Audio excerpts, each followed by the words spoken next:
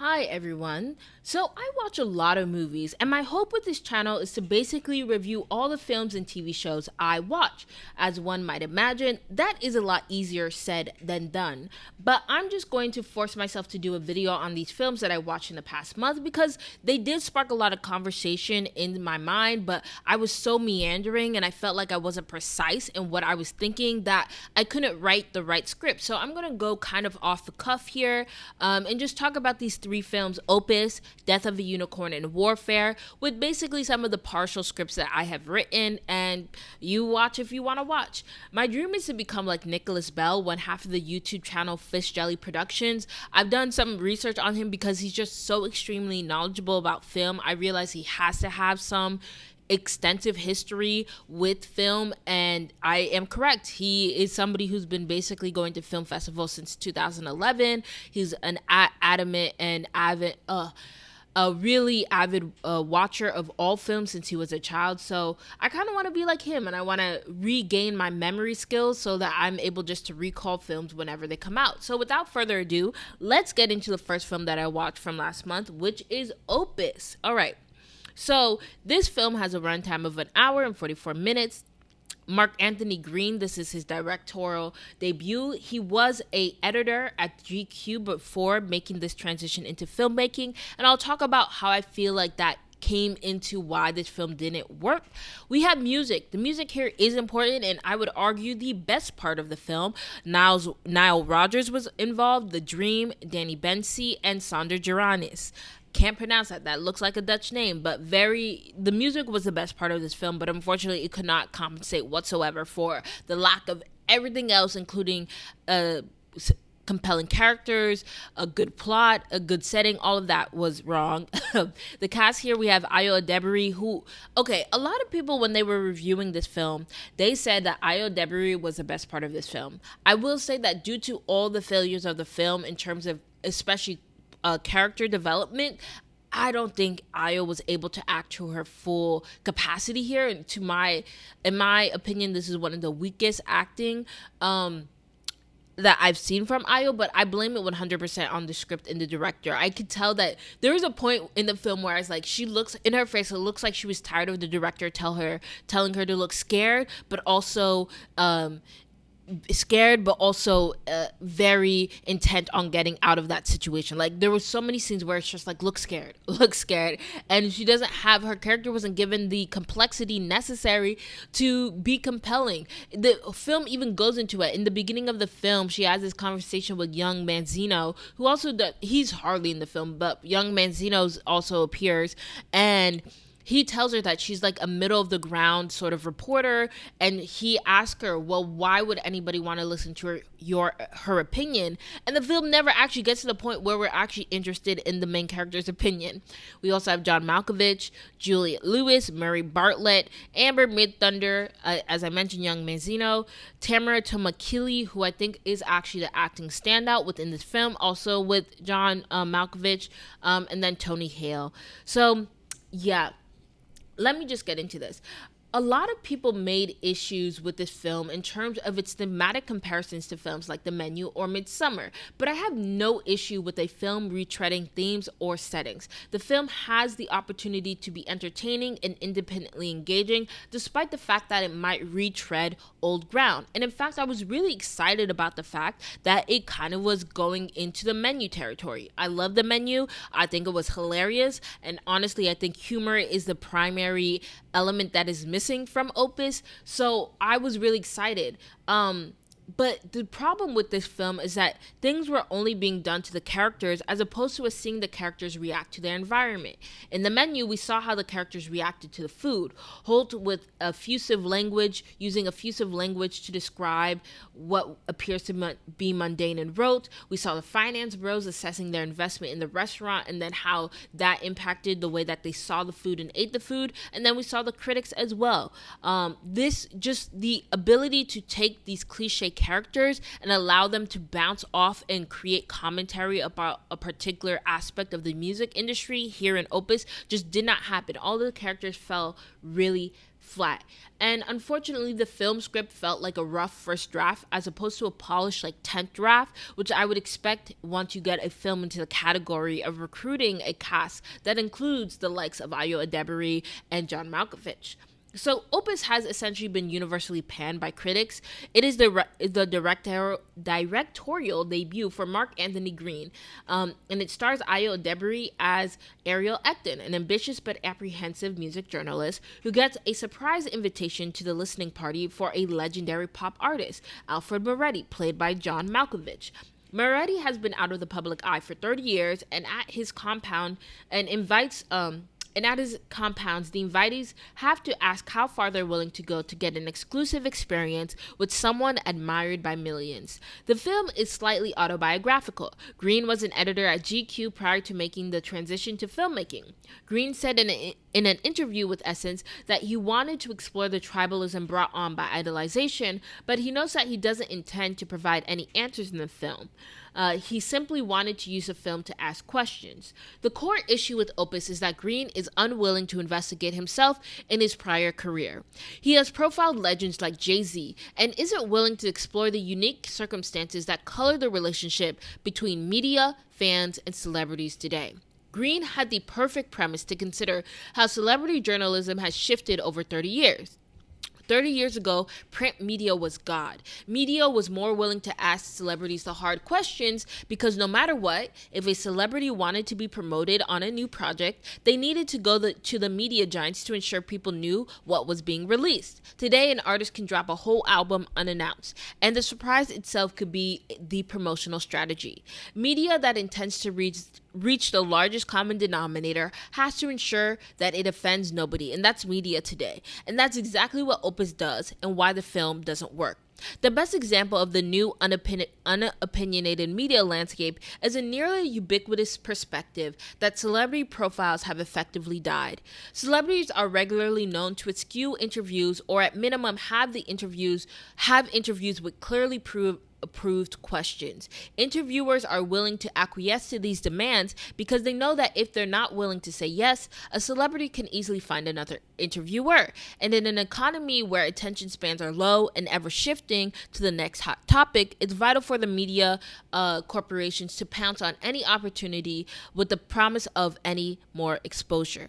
Murray Bartlett plays Stan, the presumed editor-in-chief at the publication Ariel works for. Instead of using him as a mouthpiece for the good old days, that might help illuminate why Moretti has made the decision he makes and even his own desperation. Bartlett essentially just kind of stands in as a cliche of an editor-in-chief without making any truly impactful commentary about why somebody like Moretti would dislike somebody who's the editor-in-chief of a music publication. Opus does nothing with the fact that Moretti has not engaged with a radically evolved media landscape in 30 years. Other guests include a paparazzi, an influencer. Their inclusion is almost an afterthought. While the paparazzi is still, unfortunately, an active career path, actually, I recently saw a video of Justin Bieber sort of showing his perspective of being ransacked by these paparazzi. It is nowhere near as lucrative as it was 30 years ago, since everybody has a camera and can capture a high-quality photo of a celebrity wherever they are. The reason why Justin Bieber also right now has a lot of attention is because, unfortunately, it does seem like he has some drug-induced relapse, which of course means that he is apt to act crazy in any moment or time, and I think paparazzi knows that if they get the right shot, that they're going to be able to make a lot of money from it.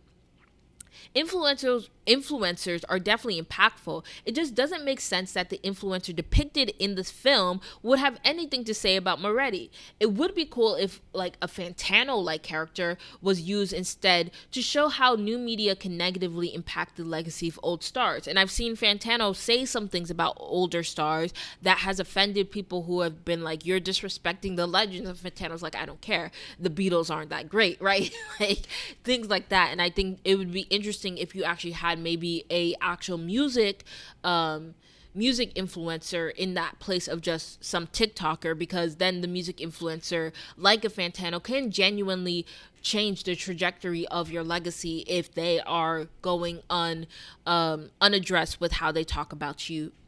I think my perspective on the film differs from others because I don't think the general plot of the show is overused or the film is overused. I've realized I've made this mistake and I apologize. I will perfect it. I always say show when I mean film or film when I mean show. Regardless, let's get into it.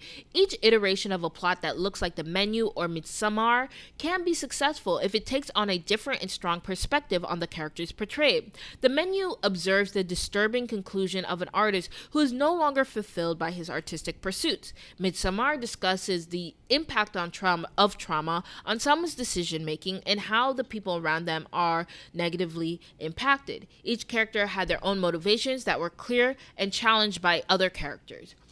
I was also surprised about how this film lacked in comedy, which again is what made shows, even like Midsommar. The film Midsommar was really, really funny. There was no humor in this, and it felt like there was actually an intention of restricting these characters from being as funny as they could be. And again, it's hard to find these characters funny because they were so flat and one-dimensional. The premise is rife with opportunities for laugh, and at every comedic intersection, there seemed to be an intentional retraction. The problem with Opus is that it has no opinions. Movies can use whatever overwrought trope they want, but they need that trope to be used to its full extent. And Opus wasted an opportunity for a true exploration of celebrity, fans, and the media landscape built out of idolization. All right, so that was what I wrote about Opus. I was just so disappointed. This film has a lot of promise. I do hope that Green is given another opportunity to make a film. I was recently thinking about some reviewer of Sinners talked about how weird it is that basically Ryan Coogler got known for sort of his adaptations, or with Fruitvale Station, he was taking the story, the real life incident of somebody, and then of course with Black Panther and Creed, that was an adaptation essentially of pre-existing IP. And so Sinners is his first original film, and I think that looking at Green and the use of Opus, I wonder if he would have been helped if he had the opportunity to do what Ryan Coogler did and adapt something or take somebody's real life where, it's hard to miss those emotional key points or those key moments that are important for those types of films and then move forward from that. I doubt that Mark Anthony Green is going to have any issues after this, but still, I'm surprised that these people have these sort of directorial debuts that include such high profile individuals. There was some whispers that Ayo Edebiri hadn't really reached the full extent of the fame and popularity that she has today when she was cast and in production for this film, but still, it does beg a lot of questions because I do feel, unfortunately, that Mark Anthony Green might have some more difficulty getting more money for his next project, but I hope that it's given to him, and I hope that he can explore the ideas that are in his head because I believe in artistic freedom. So let's go on to the next film, which is also a directorial debut. This film, Death of the Unicorn, was also released by A24. It had a runtime of 1 hour 48 minutes. I will also say about Opus felt so much longer than the hour, let me just even go back, the hour and 44 minutes that it was. Death of a Unicorn went quickly. It was so shocking because I watched both of these films, Opus and Death of a Unicorn, in short succession, one after the other. And I remember initially thinking that Death of a Unicorn was a masterpiece. I think that should be just because the pacing was so much better. That's another thing about Opus. The pacing was horrible. But the pacing in Death of a Unicorn is pretty good. This is the directorial debut of Alex Garfman. Again, don't know how somebody is able to get Paul Rudd and Jenna Ortega in your debut film, but all shout outs to him. I actually think that this idea is really good. Anyway, let me just get into the cast. The cast includes Jenna Ortega, Paul Rudd, Will Poulter, Richard E. Grant, Tia Leone, Anthony Carrigan. I'm going to pause at Anthony Carrigan. I think his character was so underutilized, and sometimes I have this weird attachment to certain actors, and Anthony Carrigan is one of them. I am obsessed with the TV show Barry on HBO. If you have not watched that show yet, please watch it. Anthony Carrigan is an absolute wonder, and I feel like he is given this one note sort of character trope to play in every movie and film that he's in, and Death of a Unicorn really could have used more of him. And unfortunately, he was severely underused. But we also have Sunita Mani, who was a standout, and Steve Park. Steve Park, again, another person that I wish was not always the side character in all of these films that he stars in, that he could have the ability to be a main feature. So, all right, let's get into Death of a Unicorn. It's about a father, Elliot, taking his teenage daughter to meet his boss, Odell Leopold, played by Richard E. Grant, in order to get a promotion. On their way, the man kills a unicorn, and then the unicorn is in their car. For some reason, they don't think of calling authorities or anything. It's because it's shown that Elliot's so anxious about getting this promotion, but eventually that unicorn wakes up because they have magical powers. And the Leopolds realize that they could use this unicorn to make advancements in society. So that's what happens, and what comes out of that is that these two other older unicorns, the parents, of course, of the unicorn that was hit by Elliot, is now they're trying to attack and get their child back. So that's basically the entire film. I thought it was a really unique and beautiful idea, taking a unicorn, which is often associated with girlhood and, you know, princessy stuff, and making them very scary. I felt that they were convincingly scary within the film. The issue with this film is that it relies heavily on humor. It needs humor to work in order for all the things to come together. There is a really beautiful subplot of the idea that Elliot and his daughter are trying to reunite and connect, despite the fact that the mother in the family has recently passed away. And we do get a reconciliation towards the end of the film, but it doesn't take away from the fact that the pacing often felt like staccato. It really felt like the film was trying to get somewhere, but it just got there in the most tedious way it possibly could. I wish that the script was rewritten a little bit more to make the humor stand out. Will Poulter also was a very great film, but it almost felt at times that Will Poulter was in a different film than everybody else. And just, maybe this is my personal opinion, but just in his ability to really make his character come alive. But yeah, I there was something just so strange about this film, and how I feel like it was a great idea and almost a decent script. It just never worked. I love them talking about Met cloisters. I love going to the museum. I recently went to the Frick. I've been to the Met. I've been to all the museums this past 2 weeks. So I love the fact that Met cloisters was brought up. It's a very beautiful museum up in the Bronx. I highly recommend it for anybody living in the metropolitan New York City area. But yeah, essentially this film was on the border of being a straight to streaming film. I liked it. Again, I think I was skewed heavily by the fact that I had watched Opus recently to watching this film, and simply by virtue of the film being able to have a better pacing and a much more compelling plot line, I felt Death of the Unicorn was almost a masterpiece. But after letting some weeks of thinking about this film settle in, I realized that it has some major faults. And yeah, I hope the best for Alex Schwartzman's though, because I love weird films, and this was a weird film that I think could use some tweaks. But let's talk about a film that is a little bit more cleaner, but also inspired a lot more controversy. Warfare. Again, these are really short films. I'll shout out to films that are under an hour and 45 minutes long. We have Warfare. It's an hour and 35 minutes. The director is Ray Mendoza. I think this is technically his directorial debut. And Alex Garland. Ray Mendoza, for those who don't know, was actually a Navy SEAL for about 16 years. So this is what he brought to this film, as well as he previously helped consult Alex Garland on Civil War, which also received a lot of hype last year. So this is how they came up with this idea of warfare. And I'll talk a little bit about how Ray Mendoza thought about what this film was supposed to do and say. So the cast includes Cosmo Jarvis, who was a standout. And in general, let me just say this about the acting. This film, Warfare, has almost no character development, which is fine, I think, to an extent.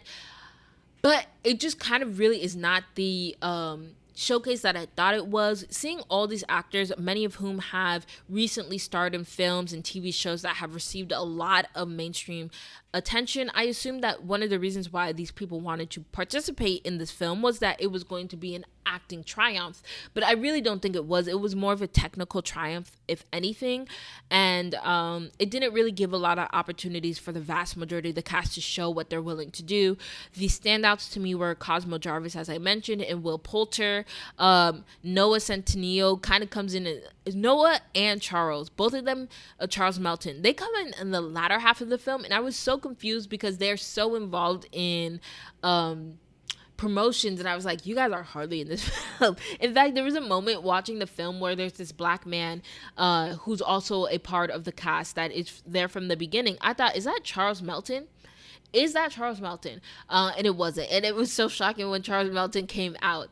Anyway, we have Defarrawun Atai, who plays Ray Mendoza's character, but I will say I was not that impressed with the acting here from him, and maybe that was the whole point. I think it was a directorial decision, right, that he is calm under pressure. He's kind of scandalized by certain things that happened when he's experiencing this warfare, but overall he stays calm. Will Poulter, again, a standout. He's a phenomenal actor. He's I feel like he's in every film that's coming out recently. I think he has like 2 more other films coming out in 2025, which shout out to him. Kit Connor, Joseph Quinn, Michael Gandolfini, who also, again, somebody who was underrepresented. I think he does have a great impact in this film. But overall, I thought that this film would be like Band of Brothers for actors who blew up in the late 2010s and 2020s. But that's not really what happened. The ideal audience is somebody interested in the technicalities of combat filmmaking.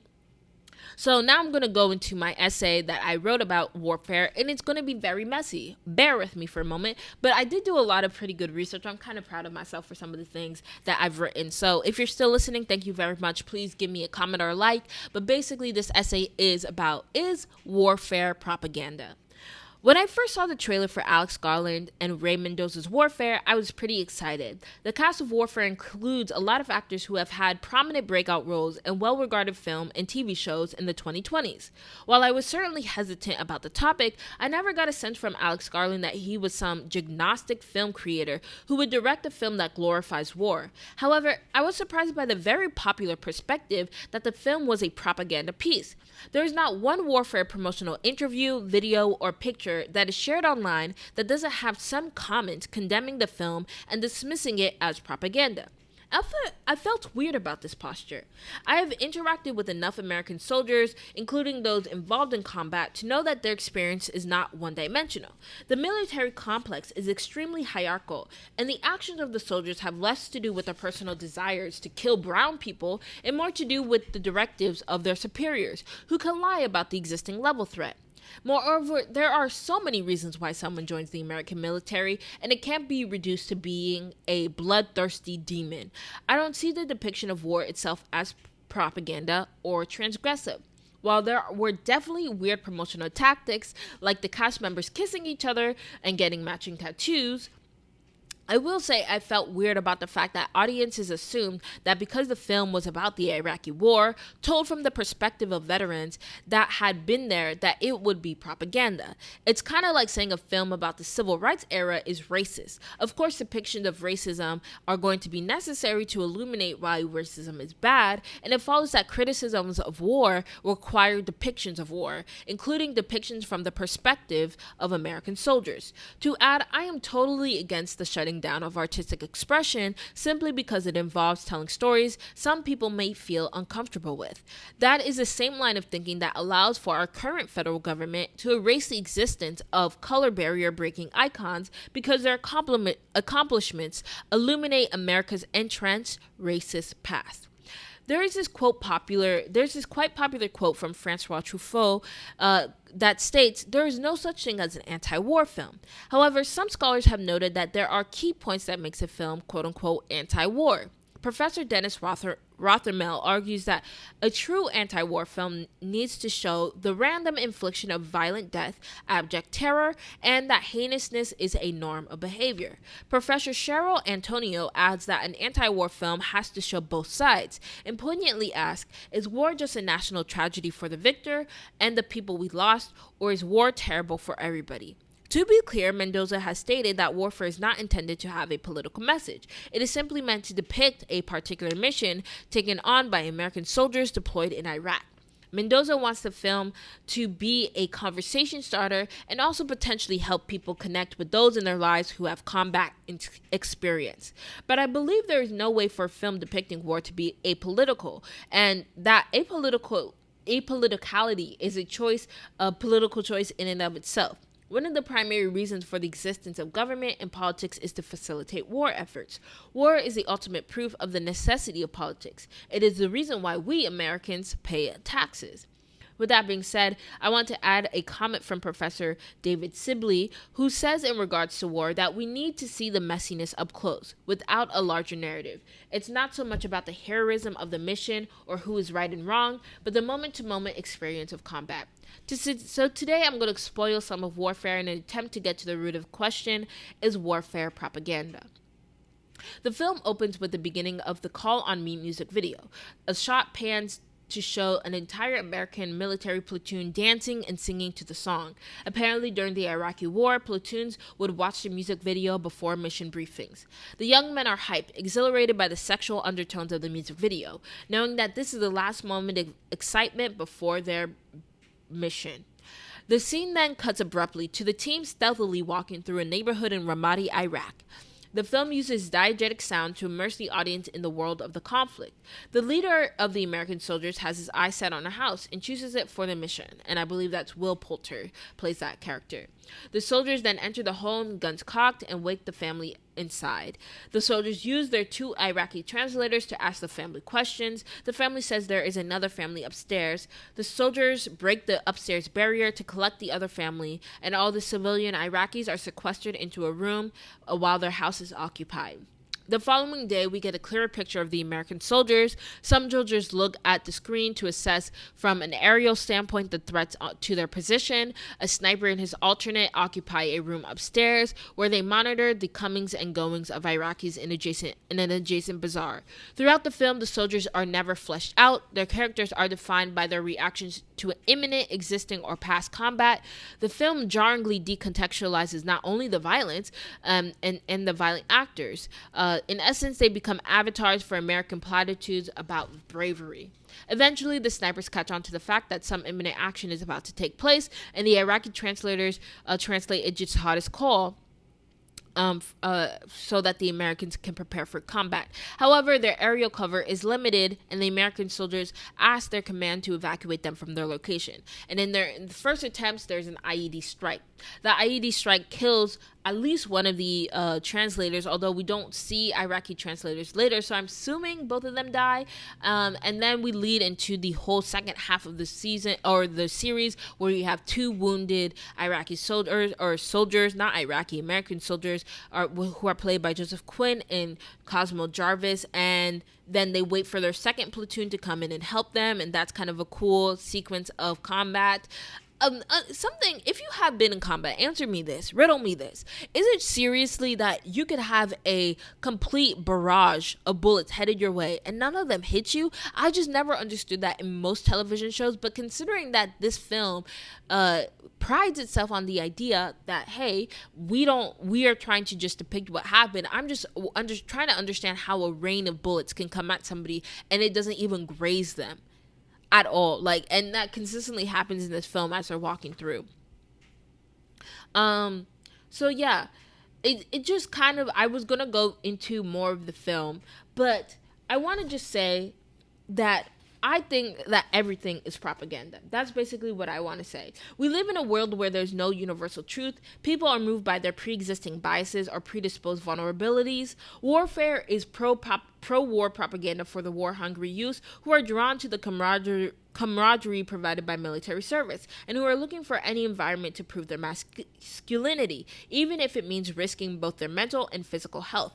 Warfare is an anti-war film for people like me who are predisposed to care about the lives lost in war, and who believe that soldiers, even with the awareness of what they're sacrificing, should only have their lives risked under extreme circumstances where their threat to the USA is legitimately imminent. And for those who don't know, the Iraqi war is a war that was gone into because Bush said that there was weapons of mass destruction, and we would later find out that that was not true. The creators, regardless of their intent, cannot control how people interpret a film. Most pillars are virulently transphobic, and yet they define their whole ideology from a film that praises and encourages people to transition their gender, right? So we all know that The Matrix is an allegory for trans individuals, and yet a lot of anti-trans people say red pill and blue pill, as if, red pill is supposed to mean that they're going to become the manliest men that they want to be, when in fact it was about the directors and the writers of Matrix deciding that they were going to transition to becoming a woman. So yeah, I realized that that's what I felt problematic about this. I don't think that any artistic form should be shut down simply because there might be themes or aspects of it that you don't agree with. And I feel like Warfare ultimately, it said so much of nothing that it really didn't matter. It was an avatar for you to project your own opinions about the Iraqi war. And as somebody who has a very critical lens about the Iraqi war, I don't like the way that American soldiers are treated, right? In my opinion, there was no reason for the soldier that lost access to his limbs to be treated that way. And for the Iraqis, most importantly, to be treated that way. These two families had their home destroyed. Absolutely, completely gone. These Iraqi translators lost their lives. So I am going to give one of the reasons why I had difficulty coming to that conclusion that all film, everything is propaganda, right? You could see Opus as propaganda. You could see Death of a Unicorn as propaganda. If you have the intent of translating something into a particular ideology, it can be. It's like the movie reviewers here, where basically they will see a person of color starring in a film that isn't about war, that isn't a war film, and they'll be like, it's woke DEI propaganda. It's too woke, right? Like those type of people, everything is propaganda to them. For me, everything is propaganda. Everything is intended to influence you. And at the end of the day, oftentimes, more likely than not, it is really your interpretation of a film is a reflection of your projection and your perspective of this. So I just want to talk about also some research I did on Ray Mendoza, which was kind of wild, just because this was what made me struggle a lot with coming to the conclusion that everything is technically propaganda.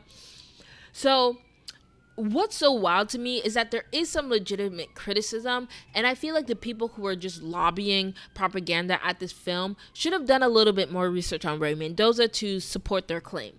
So Ray Mendoza joined the Navy in 1997 and served the Navy for 16 years. Mendoza cites his involvement in the 2012 film Act of Valor as the starting point for his interest in film. Mendoza enthusiastically participated in Act of Valor because he thought the film served as a good recruitment material. So, i.e., that was a propaganda film, Act of Valor, which was horribly panned. Did not receive a lot of attention. In an interview with USA Today, Mendoza said everyone made it out alive on our side, which gave me pause because two translating Iraqis were the first to die in the film. The dismembered bodies of the Iraqis became part of the set piece, essentially, and the reason the Iraqi soldiers died was because they were supposed to provide quote-unquote cover for the Americans, but looking back, I realized the Americans probably knew that they were going to be sacrificed in some way, shape, or form, or at least have the highest risk when they went outside. And the film depicts the Iraqis being very hesitant to do this for the Americans because they knew that in the event of an attack, they'd be the ones to die. Not to mention, they likely didn't have half the trainings of these American SEALs. And just to make sure, this is about Ray Mendoza's own story, and this whole platoon was made up of Navy SEALs. So why would you need these Iraqi soldiers to protect you? Of course, they were confused as to why these buff, big Americans with all the weaponry in the world weren't the ones to kind of provide cover for their own people. Their deaths are considered an afterthought, although the entire mission hinged on the Iraqis being able to translate. Give me 1 second. To talk to the families whose homes were being occupied and warn the American soldiers about the Iraqi people. So yeah, that was just it. I feel like overall, I thought Ray Mendoza is definitely a sketchier character. I'm sure he's going to be given the opportunity to make another film, but I would keep my eyes on him because he has actively and enthusiastically participated in propaganda films before. With today's male loneliness epidemic, I wouldn't be surprised to see a lot of men being attracted to this film, because one thing that it does reiterate is camaraderie between these soldiers, which is important. And I think one of the things that is missing from society today is environments where both men and women are able to connect with one another in a meaningful way. I want to say that there's also this economics article about the Department of Defense, how it gets involved in Hollywood productions. And when you look at the set of Warfare, you definitely could tell that more likely than not, the Department of Defense was involved in giving the Warfare production access to some of these tanks that were used, as well as the weaponry and the uniforms. So I'm just going to end this by saying that 4,500 American soldiers died in the Iraqi war. It's likely none of them knew that Iraq never held weapons of mass destruction. It's not a wild thought to ask why these people had to die, and not to mention the Associated Press conservative tally of 110,000 civilian Iraqis dying in this war. So as somebody who leans very heavily anti-war, this was an anti-war film for me. It was not propaganda. And I think for the average person, it would not be propaganda if you have anti-war sentiments. Soldiers, the people who sign up even to become Navy SEALs, they tend to have far more complex perspectives of the world. I did research this, and about 60% of people who participate in the military in any way, shape, or form are Republicans. And while that is a big number, that means 40%, 40% are not. And comparing that to the result of the last federal election, like, that's not that crazy. Like, I do think it's easy to say that the American soldiers represent the American tapestry, and being a soldier does not make you a agnostic freak. It's a very complex reason why certain people join the military. Recently, somebody had commented how there have been recent spikes within military enlistment, and a lot of people have said that's because the economy is horrible right now, and so people desperate for any sort of income or security are willing to join the military when they understand that the economy is not necessarily ripe for people just trying to figure out what they want to do with life. So yeah, that's my comment on Warfare. I thought it was a really good film in terms of the technicalities. Again, as I mentioned, not a lot of opportunity for character development. It was kind of nothing. It was similar to my opinion on Civil War in the sense that I felt throughout the film, but when the film ended, I was like, and that was a film. That's kind of just how it ended. That was a film. Warfare kind of felt that way. There was this visceral feeling. I think my anger primarily was for the deaths of the Iraqi soldiers that helped the American people, and feeling like they weren't really respected, and that, again, they just became a part of the set piece. But that's my review on these three films. I'm hoping to get better at writing these essays and actually finishing them in close proximity to me watching these films. But thank you so much if you are still listening, and until next time, this was Strategic Delusion.